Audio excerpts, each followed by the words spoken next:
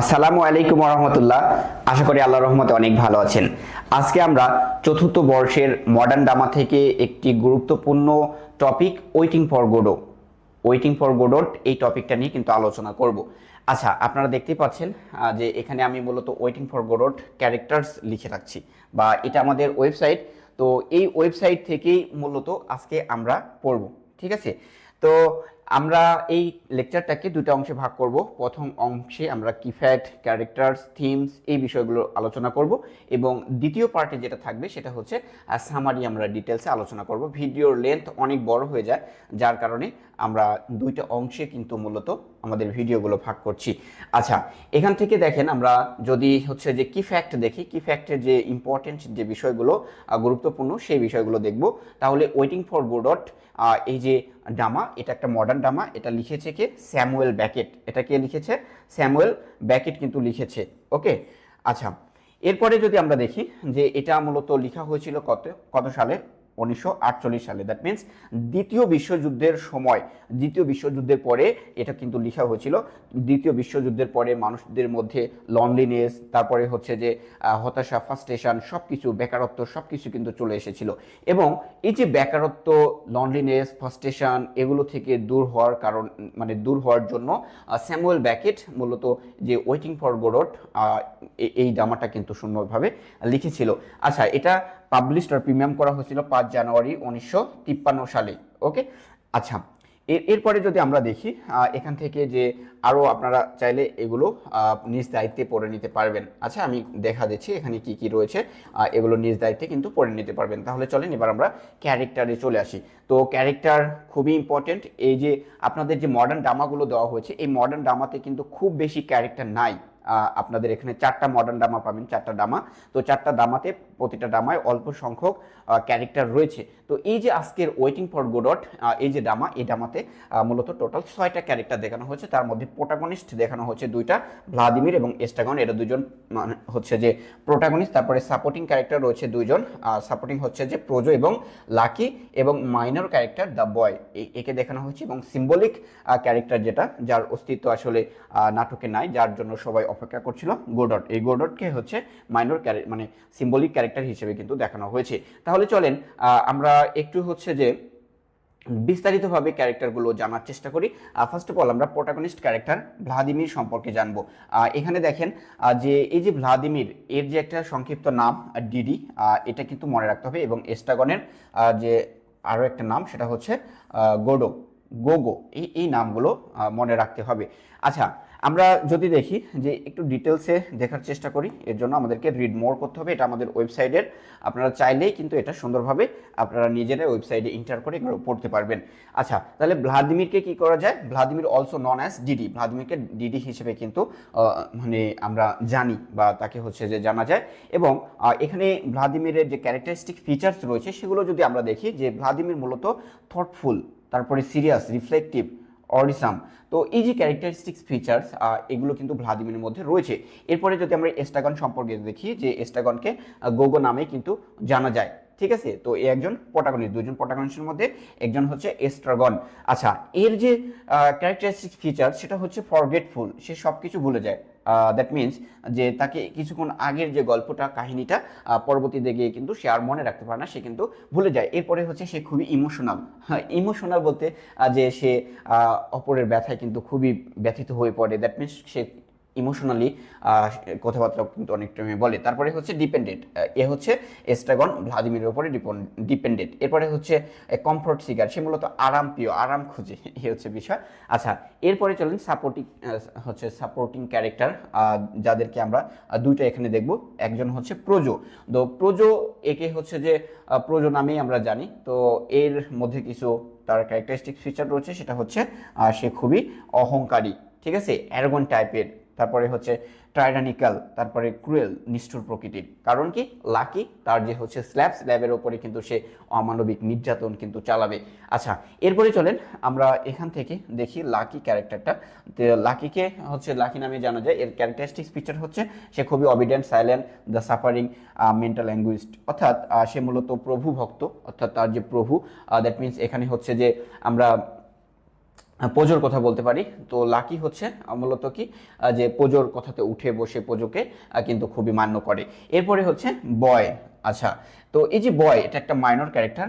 একে আমরা হচ্ছে যে লেগাসকন লেগারকন নামে কিন্তু জানবো। এ মূলত একটা ইনোসেন্ট, তারপরে মেসেঞ্জার লাইক, এই যে তার যে ক্যারেক্টারিস্টিক ফিচার সেগুলো কিন্তু আমরা দেখতে পাচ্ছি। এরপরে আমরা আরেকটা সিম্বলিক ক্যারেক্টার দেখবো, সেটা হচ্ছে গোডট। কে? গোডট। এই যে দেখেন, একে সিম্বলিক ক্যারেক্টার বলার পিছনে যে কারণ, আমরা দেখি আমাদের দুইজন প্রোটাগনিস্ট ক্যারেক্টার, একজন হচ্ছে ভ্লাদিমির এবং আরেকজন হচ্ছে এস্ট্রাগন। এই ভ্লাদিমির এবং এস্ট্রাগন এরা একজনের জন্য অপেক্ষা করছে, একদম অধীর আগ্রহের সাথে একটা গাছের নিচে বসে কিন্তু অপেক্ষা করছে, এবং তাদের মনের একটা অদম্য আত্মবিশ্বাস যে তাদের সাথে গোডট দেখা করতে আসবে, গোডো তাদের সাথে দেখা করতে আসবে, এবং গোডো যখন তাদের সাথে দেখা করবে তাদের যত আশা আকাঙ্ক্ষা সব কিছু কিন্তু পূরণ হয়ে যাবে, এবং তাদের মধ্যে যে এত দুঃখ কষ্ট দুর্দশা রয়েছে সব কিছু ভ্যানিশ হয়ে যাবে, এবং তারা স্বর্গে বাস করবে, আনন্দে তাদের মধ্যে ভরে যাবে। এর কারণে তারা এই গোডটের জন্য অপেক্ষা করছে। তো এখানে আমরা এই গোডট সম্পর্কে যেটা ইনডিরেক্টলি বিভিন্ন ক্রিটিক্স যে আলোচনা করেছে, সেটা হচ্ছে গোডো সম্পর্কে মূলত মানে ঈশ্বরকে, গডকে বোঝানো হয়েছে ইনডিরেক্টলি, ঠিক আছে, সিম্বলিক্যালি ঈশ্বরকে বোঝানো হয়েছে, যে যখন মানুষদের মধ্যে ঈশ্বর তার সন্নিকটে আসবে, তার হচ্ছে পরম মানে বন্ধুই পরিণত হয়ে যাবে, তখন মানুষদের মধ্যে যে দুঃখ দুর্দশা এগুলো কিন্তু ভ্যানিশ হয়ে যাবে, দূর হয়ে যাবে। তো এই হচ্ছে ক্যারেক্টার। এবার আমি আপনাদেরকে আরও একটা বিষয় দেখাই। আমাদের এই যে ক্যারেক্টার কার্ডে এখান থেকে আপনারা দেখতে পাবেন যে এইখানে কিছু হচ্ছে যে রিলেশন বিল্ড আপ করা হচ্ছে, কার সাথে কার কি সম্পর্ক। তো এখানে আমরা যদি যে ভ্লাদিমিরের সম্পর্কে বলি, যে ভ্লাদিমির মূলত এস্ট্রাগনের মানে কম্প্যানিয়ন ছিল, বন্ধু ছিল, তারপরে যে কেয়ারটেকার ছিল, কেয়ারটেকার অফ এস্ট্রাগন, তারপরে হচ্ছে যে ওয়েটিং ফর গোডটের জন্য অপেক্ষা করছিল, এবং পোজোর প্রতি খুবই সিম্প্যাথিক ছিল, ঠিক আছে। এরপরে এস্ট্রাগনের যদি দেখি, যে সে মূলত ভ্লাদিমিরের উপরে ডিপেন্ডেন্ট ছিল, তারপরে গোডটের জন্য অপেক্ষা করছিল, ইনডিফারেন্ট টু পোজো, পোজোর ক্ষেত্রে সে ভিন্ন ছিল, তারপরে ফেয়ারফুল টু লাকি, লাকির প্রতি সে খুবই ফেয়ারফুল ছিল। আচ্ছা, এরপরে আমরা যদি প্রোজো দেখি, যে মাস্টার অফ লাকি, লাকির হচ্ছে মাস্টার, তারপরে হচ্ছে টর্নামেন্টর লাকি, লাকিকে সে কী করতো, যে নিয়ন্ত্রণ করতো, তারপরে ডিসমিসিভ ফর ভ্লাদিমির এবং ডিসমিসিভ অফ এস্ট্রাগন। তো এই যে বিষয়গুলো, যে এই যে ফিচার্সগুলো, এগুলো কিন্তু আপনারা আমাদের ওয়েবসাইটে সুন্দরভাবে পড়তে পারবেন। আচ্ছা, এটা গেল ক্যারেক্টার কার্ড। এরপরে আমরা ক্যারেক্টার ম্যাপে চলে আসি। ক্যারেক্টার ম্যাপ, এই যে ক্যারেক্টার ম্যাপ, কার সাথে কার কী সম্পর্ক, এখানে আপনারা কিন্তু সুন্দরভাবে এটা দেখতে পাবেন, ঠিক আছে। ওকে, তাহলে আমাদের এখানে এই ক্যারেক্টারটা মানে এই ক্যারেক্টার ম্যাপটা আপনারা সুন্দরভাবে দেখতে পাচ্ছেন। এটা একটু স্ক্রিনশট দিয়ে নিতে পারেন আপনাদের সুবিধার্থে। ওকে, আচ্ছা, এরপরে সরাসরি চলে যাই হচ্ছে রিলেশনশিপ গ্যাপ, অর্থাৎ কার সাথে কার কী সম্পর্ক। এখানে দেখেন যে সুন্দরভাবে কিন্তু আপনারা চাইলে এটা এভাবে এভাবে সুন্দর করে কিন্তু দেখতে পারবেন, ঠিক আছে, যে কার সাথে কার কি সম্পর্ক রয়েছে। এই সম্পর্কগুলো কিন্তু আপনারা সুন্দরভাবে দেখতে পাবেন, যেটা আমি অলরেডি আলোচনা করে দিয়েছি, ঠিক আছে। আচ্ছা, এই হচ্ছে বিষয়। তাহলে এটা মূলত আমাদের ক্যারেক্টার ছিল। এরপরে যদি আমরা থিমস দেখি, যে এখানটাতে বেশ কিছু থিমস রয়েছে, সেই থিমসগুলো সম্পর্কে আমরা কিন্তু আলোচনা করব। ফার্স্ট অফ অল দেখেন, প্রধান প্রধান যে থিমসগুলো রয়েছে সেগুলো আমরা যদি দেখি, যে ওয়েটিং, তারা অপেক্ষা করছিল, তারপরে ফ্রেন্ডশিপ অ্যান্ড লনলিনেস, তারপরে টাইম অ্যান্ড রিপিটেশন, এরপরে হোপ অ্যান্ড হোপফুলনেস। ওকে, তো এই যে থিমগুলো, এই থিমগুলো সম্পর্কে আমরা একটু আলোচনা করব। ওয়েটিং, দেখেন এখানে আমাদের যে কেন্দ্রীয় দুটা প্রোটাগনিস্ট ক্যারেক্টার, সেটা হচ্ছে এস্ট্রাগন এবং ভ্লাদিমির। এস্ট্রাগন এবং ভ্লাদিমির তাদের একমাত্র কাজ হচ্ছে এই নাটকটাতে তারা কি করছে, অপেক্ষা করছে। একদম প্রথম অ্যাক্টে যদি আমরা দেখি, যে এখানে ভ্লাদিমির এবং এস্ট্রাগন একটা গাছের নিচে বসে আছে, এবং গাছটাকে এখানে সিম্বলিক্যালি দেখানো হয়েছে, যে গাছের কোনো পাতা নেই, পাতাবিহীন একটা গাছ, রাস্তার ধারে ফাঁকা রাস্তা। কল্পনা করেন যে একটা বড় ফাঁকা রাস্তা, সেই ফাঁকা রাস্তার ধারে একটা গাছ রয়েছে, সেই গাছে কোনো পাতা নেই, সেই গাছের নিচে একজন বসে অপেক্ষা করছে। তার বন্ধু কিছুক্ষণ পরে সেখানে উপস্থিত হলো, সেও মানে সেখানে হচ্ছে যে অপেক্ষা করছে, তারা গোডটের জন্য অপেক্ষা করছে, এবং তাদের অপেক্ষার ধরনটা যেন শেষ হচ্ছে না। একটা পর্যায়ে তারা অপেক্ষা করতে করতে বিরক্ত বোধ করছে, এবং বিরক্ত বোধ করে তারা মনে করছে যে আমি কিভাবে অপেক্ষা করব, অপেক্ষা করি হয়তো আমি গাছের সাথে উল্টা হয়ে ঝুলে অপেক্ষা করি। তারপরে হচ্ছে যে আমাদের বেল্ট রয়েছে, বেল্ট দিয়ে গলায় মানে গলায় ফাঁস দিয়ে আমি অপেক্ষা করি। এভাবে এভাবে কিন্তু তারা গোডটের জন্য অপেক্ষা করছে। একটা পর্যায়ে দেখা যায় যে সেই দিনটা শেষ হয়ে গেছে, কিন্তু আর সেই যে তারা যার জন্য অপেক্ষা করছে সেই কাঙ্ক্ষিত ব্যক্তিটি কিন্তু এখন উপস্থিত হতে পারেনি বা হয়নি। এ হচ্ছে বিষয়। তাহলে ওয়েটিংটা এখানে থিম হিসেবে দেখানো হয়েছে, এবং এই যে ওয়েটিং অপেক্ষা, এই অপেক্ষাটা মূলত যেটার জন্য দেখানো হচ্ছে সেটা হচ্ছে আশা, হোপফুলনেস, অর্থাৎ তারা একটা আশায় প্রত্যাশায় কিন্তু অপেক্ষা করছে। তাদের ইচ্ছা শক্তি এটা কাজ করছে যে তাদের কাছে গোডট ফিরে আসবে, এবং ফিরে আসার ফলে তাদের যে ভাগ্যের যে লনলিনেস, ফ্রাস্ট্রেশন, সব কিছু কিন্তু দূর হয়ে যাবে এবং তারা একটা স্বাভাবিক জীবনে ফিরে আসতে পারবে। এটার জন্য কিন্তু তারা অপেক্ষা করছে। পরবর্তীতে চলে আসি ফ্রেন্ডশিপ অ্যান্ড লনলিনেস, এবং এখানে ফ্রেন্ডশিপ এবং লনলিনেসটাকে কিন্তু সুন্দরভাবে তুলে ধরা হয়েছে। আমরা যদি দেখি বন্ধুত্ব, এখানে এস্ট্রাগন এবং ভ্লাদিমিরের মধ্যে যে একটা সুষম সম্পর্ক রয়েছে, বন্ধুত্ব রয়েছে, এই বন্ধুত্বটা কিন্তু দেখানো হয়েছে। এখানে দেখেন একটা ক্যারেক্টার আরেকটা ক্যারেক্টারকে বলছে যে সে মারা যেতে চাচ্ছে, যে আমি এখন উল্টা হয়ে আমি গলায় ফাঁস দিয়ে মারা যাব, বাট সে পরক্ষণে আবার ভাবছে যে আমি যদি মারা যাই তাহলে এস্ট্রাগন বা ভ্লাদিমির, এস্ট্রাগন কি হয়ে যাবে, সে একা একা হয়ে যাবে, মানে সে একাকিত্ব ফিল করবে, তার কারণে সে কিন্তু আবার গলায় ফাঁস দিচ্ছে না। এই হচ্ছে বিষয়। তাহলে এখানে বন্ধুত্বর যে বন্ধনটা, সেই বন্ধনটাও কিন্তু সুন্দরভাবে দেখানো হয়েছে। এরপরে ট্রাইম অ্যান্ড রিপিটেশন, এখানে ট্রাইমের যে বিষয়টা, এখানে দুজন ব্যক্তি যে টাইমটা দেখানো হয়েছে এখানে মূলত একদম দিনের শেষ ভাগ, অর্থাৎ বিকেল টাইমে সূর্য পশ্চিম দিকে ঢেলে পড়ছে এমন টাইমটাতে দেখানো হয়েছে।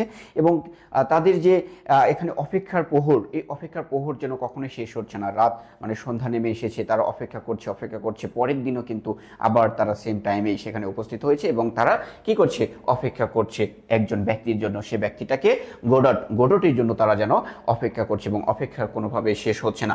এরপরে রয়েছে যে হোপ অ্যান্ড হোপলেসনেস, তারা একটা পর্যায়ে কি করছে, গোডটের জন্য অপেক্ষা করতে করতে তারা কিসের জন্য, তাদের মনের মধ্যে অদম্য ইচ্ছা শক্তি কাজ করছে যে তারা কি করতে পারবে, তারা হচ্ছে গোডটের দেখা পাবে, এবং গোডটের দেখা পাওয়া মাত্রই তাদের জীবনের যত দুঃখ, দুর্দশা, কষ্ট, দুর্ভিক্ষ সব কিছু কিন্তু দূর হয়ে যাবে। এই আশা নিয়ে বুক ভরা আশা নিয়ে তারা কিন্তু অপেক্ষা করছে, তাদের অপেক্ষা যেন শেষ হচ্ছে না।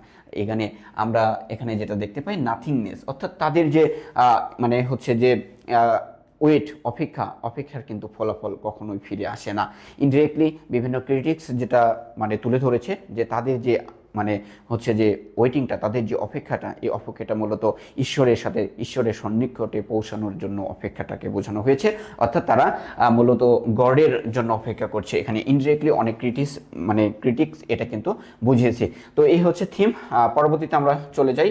পরবর্তীতে এখান থেকে আমরা আপাতত আজকের ভিডিওতে তাহলে কি ফ্যাক্ট, ক্যারেক্টার, তারপরে থিমস, এগুলো থাকলো। পরবর্তী ভিডিওতে আমরা যেটা আলোচনা করব সেটা হচ্ছে ওয়েটিং ফর গোডটের যে সামারিটা রয়েছে, সেই সামারি নিয়ে কিন্তু আলোচনা করব। ভিডিও বড় হয়ে যাওয়ার কারণে আমি 2 পার্টে ভাগ করছি। ওকে, আশা করি আপনারা পরবর্তী পার্টটা অবশ্যই দেখবেন। এই হচ্ছে বিষয়। তাহলে ভালো থাকবেন। আল্লাহ হাফেজ।